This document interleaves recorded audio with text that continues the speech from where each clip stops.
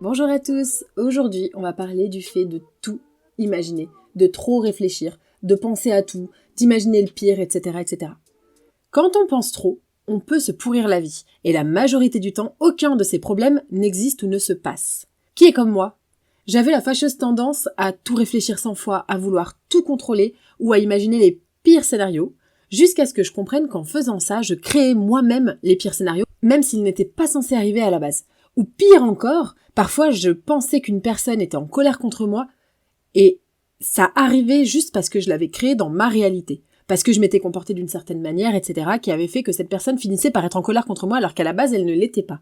Même quand ça n'est pas ce qui est censé se passer à la base, à force de trop ruminer, on finit par le créer. On crée le pire. Parce que nos pensées créent notre réalité, n'est-ce pas ?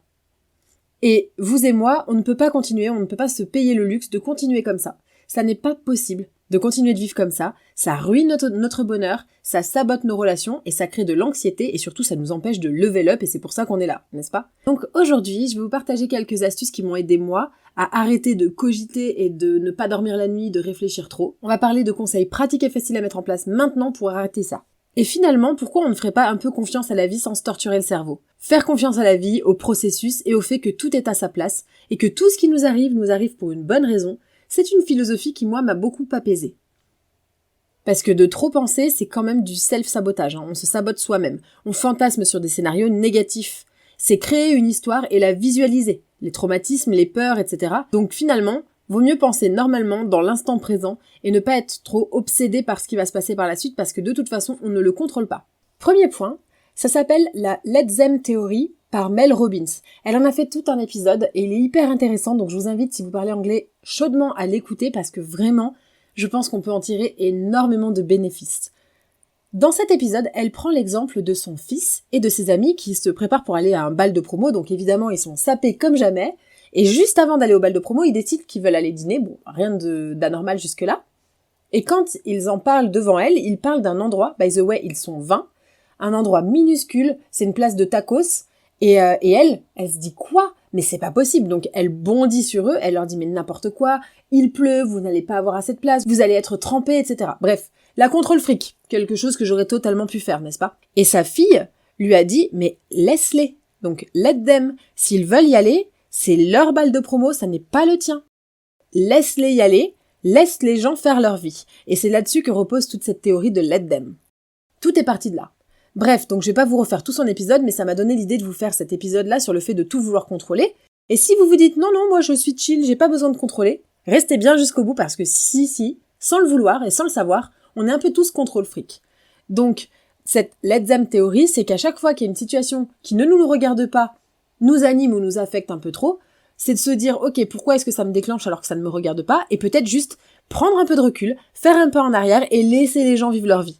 Pourquoi on contrôle ? Et pourquoi on cogite ? Pourquoi parfois on s'énerve de ce que les gens font de leur vie ? Par exemple, votre frère prend une mauvaise décision et ça vous met dans tous vos états.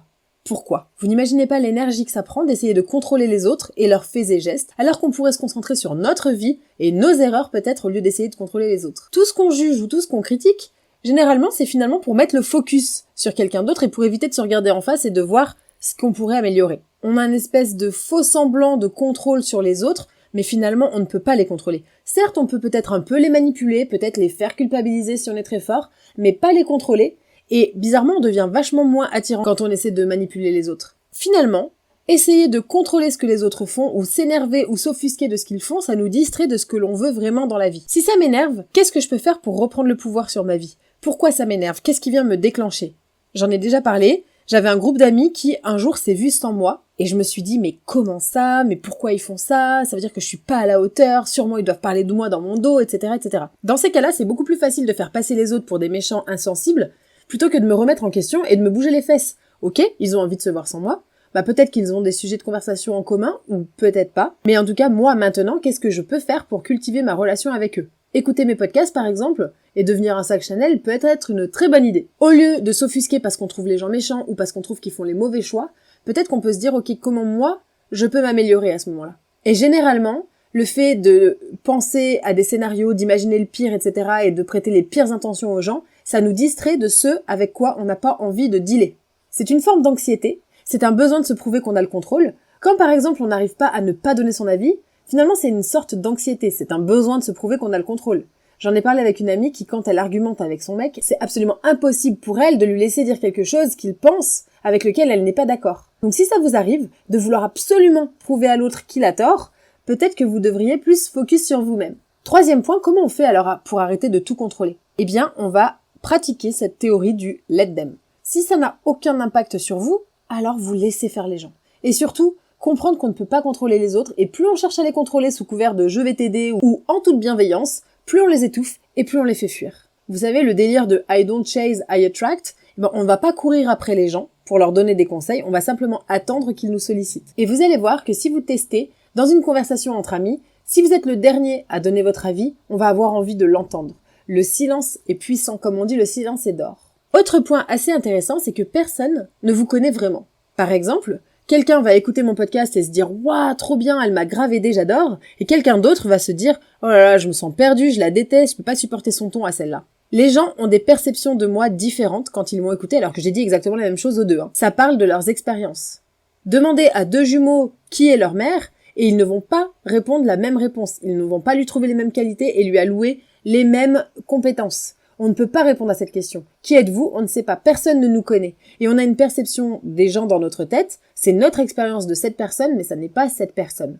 Parfois, on pensait que quelqu'un nous appréciait, mais finalement, ces personnes-là en face, ils ont vécu une expérience totalement différente avec nous. Peut-être qu'on les a déclenchées, on n'en sait rien. Donc en fait, commencer à réfléchir, à trop penser, ça ne sert à rien. Parce que de toute façon, vous n'êtes pas dans la tête des gens, vous ne savez pas ce qu'ils pensent, vous ne savez pas qui ils sont, vous ne savez pas quelles expériences de vie ils ont eues ou quels ressentis ils ont eu face à vous. Donc en fait, vous allez penser, mais au final, c'est du vent parce que vous n'avez aucune idée de ce que l'autre traverse et ce que l'autre pense de vous.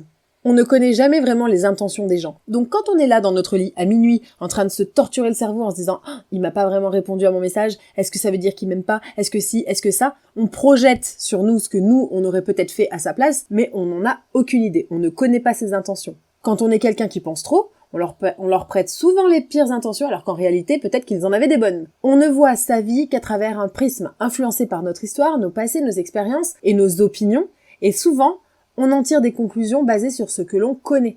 Mais c'est pas toujours vrai. C'est pourquoi ça ne sert à rien d'overthink, de penser trop, de ressasser, de projeter, etc. parce qu'on n'en a aucune idée. Autre point, pour éviter de trop penser, une très bonne solution, c'est de dire les choses. Au lieu de laisser des sous-entendus, parlons. Pourquoi ? Parce que quand vous êtes dans votre lit, à minuit, en train de vous dire « Ok, j'ai eu une conversation houleuse avec cette personne et quand elle a dit ça, est-ce qu'elle faisait un sous-entendu ? Est-ce qu'elle voulait vraiment dire ça ? Qu'est-ce qu'il y avait derrière ? Mais je suis pas trop sûre. Est-ce que j'ai bien répondu ? Est-ce que du coup elle a bien interprété ce que je lui ai dit ? Etc. etc. Vous connaissez ? Ne vous vexez pas. Quand quelqu'un vous dit quelque chose, dites directement que ça vous a vexé ou que vous avez l'impression que cette personne a voulu dire ça et donc que ça vous a vexé. Mais quand on ne dit pas aux gens ce qu'on pense et ce qu'on a compris de la conversation, on entretient de la rancœur. Et ça, c'est très mauvais.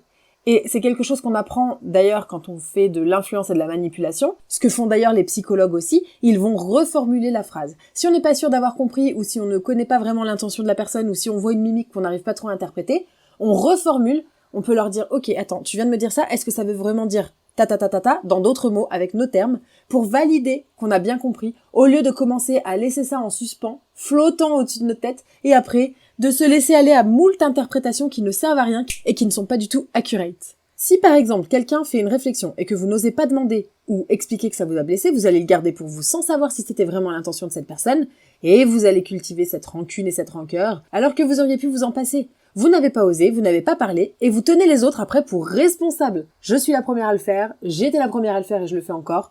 On n'ose pas dire les choses et après on se dit « Non mais comment il a pu me dire ça ? En fait je suis sûre qu'il a voulu dire ça, etc. etc. » En fait on s'est négligé, et donc, forcément, quand on se fait passer après, eh bien des émotions désagréables arrivent.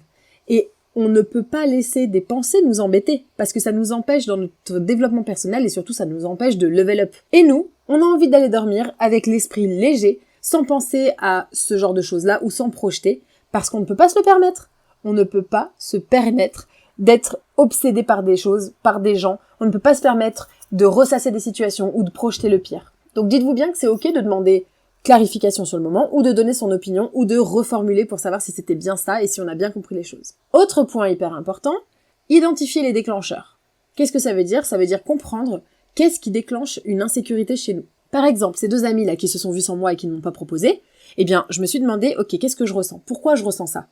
Est-ce que j'ai l'impression qu'elles ne veulent pas m'inclure? Qu'elles me trouvent peut-être moins intéressante? Pourquoi? Est-ce que je suis vraiment moins intéressante? Peut-être qu'à cette période-là, je me trouvais moins intéressante parce que je me cultivais moins, parce que peut-être que j'étais dans une phase down ou que je parlais toujours de la même chose.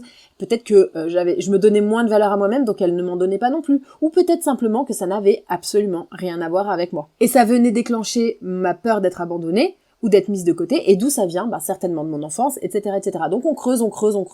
Quand on est bien dans ses baskets, dans une situation pareille, on va se dire cool, j'espère qu'elles vont passer une bonne soirée, elles me raconteront. Moi de mon côté, j'ai prévu telle chose et telle chose. Comprendre d'où provient une insécurité, c'est le premier pas pour la guérir. Et si par exemple un crush, votre crush de tous les temps, vous dit que finalement entre vous ça va pas le faire, pourquoi c'est forcément nous qui ne sommes pas assez bien? Pourquoi c'est peut-être pas lui qui n'est pas à cette place-là en ce moment, ou peut-être qu'il a d'autres choses en tête, ou peut-être que simplement il a eu des connexions plus fortes avec quelqu'un d'autre? Pourquoi toujours se remettre en question? Peut-être que vous vous remettez en question parce que vous n'avez pas assez confiance en vous. Peut-être que si vous étiez bien dans vos baskets, vous vous diriez « Ok, peut-être que je ne suis pas sa personne et ça n'est pas ma personne. » Et next, parce qu'on est 8 milliards sur cette terre et qu'on n'a pas le temps de ressasser et de se demander qu'est-ce qu'on aurait pu vivre avec cette personne alors que c'est pas notre personne, n'est-ce pas? Autre chose, pour nous qui pensons beaucoup trop et qui ressassons, priorisons les faits avant les interprétations. Est-ce que ce que je pense est vrai ou est-ce que c'est quelque chose que j'interprète? Sur quoi je me base? Est-ce que c'est un fait? Est-ce que ça veut dire que je pourrais le défendre devant un juge? Ou c'est simplement mon prisme? Dans l'exemple précédent, est-ce que vraiment elle m'abandonne? Est-ce que vraiment je n'ai pas de valeur? Est-ce que c'est des faits ou est-ce que c'est simplement des pensées? Concrètement, ce sont des pensées. Et on s'en tient aux faits. Parce que concrètement, le fait de penser et d'imaginer et d'interpréter ne changera jamais la situation. Et on peut y passer sa vie, On peut y passer sa vie à ressasser des situations qu'on aurait aimé voir se passer différemment. Mais ça ne va rien changer. Ce n'est pas réel. Et le problème, c'est qu'on peut créer ce genre de truc-là parce que la peur qu'on a va se manifester. Par exemple, de peur qu'elles me mettent de côté, je pourrais leur avoir écrit un message du type « Heureusement, je l'ai pas fait. Pourquoi vous me mettez de côté? Vous êtes pas cool avec moi, vous m'abandonnez, etc. » Et là, qu'est-ce qui se serait passé? Elles se seraient dit « Mais elle est complètement tarée, ça n'a rien à voir avec elle, on avait juste envie de se voir toutes les deux, et donc ça va créer de l'animosité envers elle. » Elles vont effectivement parler dans mon dos, et résultat, j'aurais eu raison et je me serais créé ma propre réalité. Vous voyez ce que je veux dire? Ensuite, et ça je pense que je le répète à peu près dans tous les épisodes, se faire aider, c'est pas être faible. À quel point ça demande du courage de demander de l'aide. Quand on est hyper anxieux, quand on est angoissé de tout. Parfois, on a hérité de ça, ou parfois c'est quelque chose qu'on a créé suite à des événements de vie, et c'est ok de se faire aider, de faire des thérapies, de faire du journaling, c'est ok d'aller creuser pour comprendre d'où ça vient. Et attention, vous n'êtes pas l'opinion des gens. Ça veut dire que peut-être que vous êtes angoissé maintenant parce que on vous a dit que vous n'étiez pas assez bien ou peut-être que on vous a rabaissé dans votre enfance. Mais s'aimer, les solo dates à fond, d'ailleurs je vous en ai fait tout un épisode, et ce qu'on vous a rabâché toute votre vie, ça n'est pas nécessairement vrai. Donc ne laissez pas cette anxiété latente vous bouffer de A à Z. Quand on a envie de se calmer, on peut méditer, on peut dormir, on peut écrire des affirmations positives ou de la gratitude, et on fait du journaling. Faut aussi trouver des astuces pour calmer le mental. Et d'ailleurs, la cohérence cardiaque, vous en avez tout un exercice sur ce podcast, permet vraiment de réguler ses émotions et de se calmer et surtout de se focus sur l'instant présent au lieu de commencer à partir dans le passé ou dans le futur. Autre citation que j'ai vue passer sur Pinterest, la vie fait sa vie. Les moments durs nous permettent d'être humbles et la vie fait sa vie. Et on réalise que finalement, ça ne sert à rien de se torturer parce que quoi qu'il arrive, ce qui doit se passer, se passe. La vie se passe exactement comme elle doit se passer, elle fait sa vie. Et peut-être que ce qui s'est passé, c'est exactement cette façon-là dont j'en avais besoin pour apprendre une leçon. C'est juste faire confiance à la vie, avoir la foi pour les religieux. Vous avez besoin de ces leçons, on a tous besoin de leçons pour grandir et évoluer sur le chemin du développement personnel. Et ça, on le réalise uniquement quand on a vraiment ce qu'on veut. Et qu'on finit par être reconnaissant. Si j'avais pas traversé toutes les épreuves que j'ai traversées, je ne serais pas la personne que je suis aujourd'hui. Et parfois, on peut se laisser un peu aller à ressasser le passé. Pourquoi il m'a quitté? Pourquoi on m'a viré? Etc., etc. Pourquoi?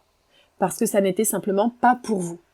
Et que quelque chose de mieux vous attend. Mais cette chose ne peut pas venir parce que vous êtes focus et bloqué dans le passé.